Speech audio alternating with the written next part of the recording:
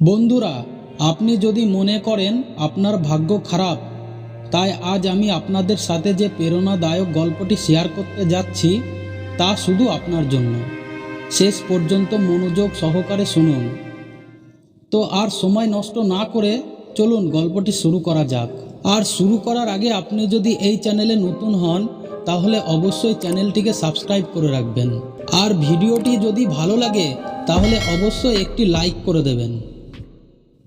একজন মহাত্মা এক বনে বসবাস করতেন। সেই মহাত্মার বিশেষত্ব ছিল তিনি যে কারোর ভবিষ্যৎ বলে দিতে পারতেন। বড় বড় রাজারা তার অনুগত করতেন এবং তার দেখানো পথে চলতেন। সেই বনের মাঝ দিয়ে একটি নদী বয়ে গেছে। সেই নদীর তীরে সেই মহাত্মাদের কুঁড়েঘর। নদীর দুপাশে দুটি ভিন্ন শক্তিশালী রাজার রাজ্য ছিল। ওই দুই রাজাই মহাত্মাকে অনেক সম্মান করতেন। দুজনেই যখন কোনো বড় কাজ করতেন তখনই তারা সেই মহাত্মার কাছ থেকে পরামর্শ নিতে আসতেন। একদিন কোনো বিষয় নিয়ে দুই রাজার মধ্যে তর্ক হলো। বিষয়টি এতটাই বেড়ে যায় যে পরিস্থিতি যুদ্ধ পর্যন্ত চলে আসে।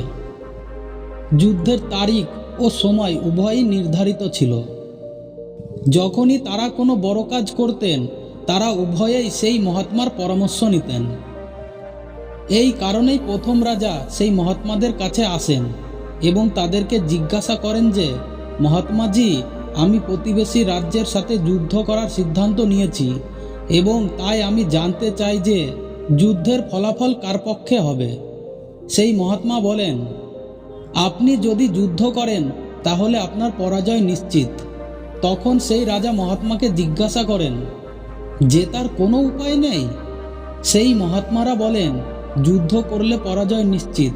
তখন সেই রাজা বলেন, তলোয়ার খাপ থেকে বেরিয়ে গেছে, এখন যুদ্ধ পিছিয়ে দেওয়া যাবে না, যা হবে দেখা যাবে।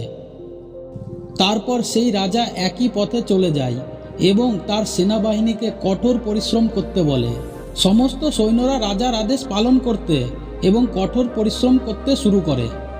দ্বিতীয় দিন আরেক রাজা সেই মহাত্মাদের কাছে এসে জিজ্ঞাসা করেন, মহাত্মাজি, প্রতিবেশী রাজার সঙ্গে যুদ্ধ করতে যাচ্ছেন, তাই এই যুদ্ধের ফলাফল জানতে চাই। যুদ্ধ কার পক্ষে হবে? সেই মহাত্মা বলেন যে বিজয়ী আপনার এবং আপনাকে পরাজিত করার উপায় নেই। সেই মহাত্মাদের কথা শুনে রাজা খুব খুশি হন এবং সরাসরি তার সৈন্যবাহিনীদের কাছে গিয়ে সুসংবাদ দেন যে যুদ্ধে তাদের বিজয় সুনিশ্চিত। এতে সেই রাজার সৈন্যরাও খুব খুশি হয়ে যুদ্ধের প্রস্তুতি নিতে থাকে। সময় চলে যায় এবং যুদ্ধের দিন আসে। রণভারিয়া খেলা হয় এবং যুদ্ধ শুরু হয়। দুই বাহিনী একে অপরের সঙ্গে সংঘর্ষে লিপ্ত হয় এবং সংঘর্ষ হয়।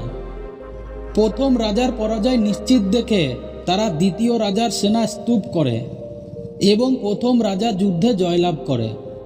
যে মহাত্মারা বলেছিলেন তিনি যুদ্ধে হেরে যাবেন।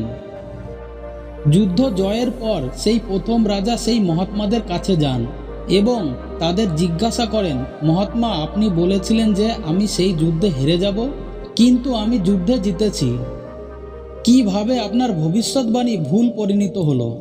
তখন সেই মহাত্মা সেই রাজাকে বললেন, তোমার ভাগ্যে যা লেখা ছিল তাই আমি বলেছিলাম, কিন্তু তুমি তোমার কাজ দিয়ে তোমার ভাগ্য পরিবর্তন করেছো।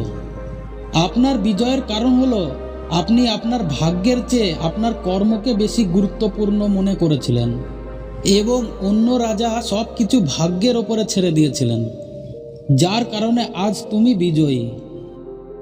বন্ধুরা, এটা সত্যি যে সব কিছু আমাদের হাতে নেই, তবে এটাও সত্য যে আমাদের হাতে অনেক কিছু, কিন্তু আমরা ভাগ্যের হাতে ছেড়ে দিয়ে সারা জীবন কাঁদতেও বেছে নিই।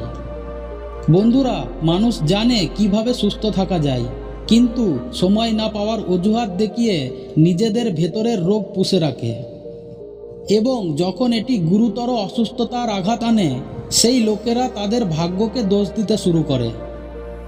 বন্ধুরা, আজ যদি আমরা কোনো সমস্যায় পড়ি তা আমাদের পুরনো ভুল কর্মের কারণে, এবং আগামীকাল যদি আমরা এই সমস্যা থেকে বেরিয়ে আসি তবে আমরা কেবল আজকের ভালো কাজের কারণেই বেরিয়ে আসতে পারব। বন্ধুরা, আজ যদি আপনি কিছু না করেন তাহলে কিছু একটা ঘটবে এবং সেটা আপনার নিয়তি।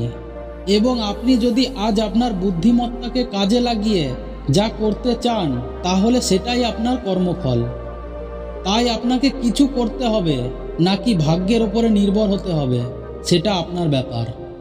বন্ধুরা, এই প্রশ্নের দরকার নেই যে ভাগ্য আগে থেকেই লেখা আছে নাকি, বরং অপরিহার্য প্রশ্ন হলো আমরা কি সেই জিনিসগুলিকে ভাগ্যের ওপরে ছেড়ে দিচ্ছি যা আমরা পরিবর্তন করতে পারি।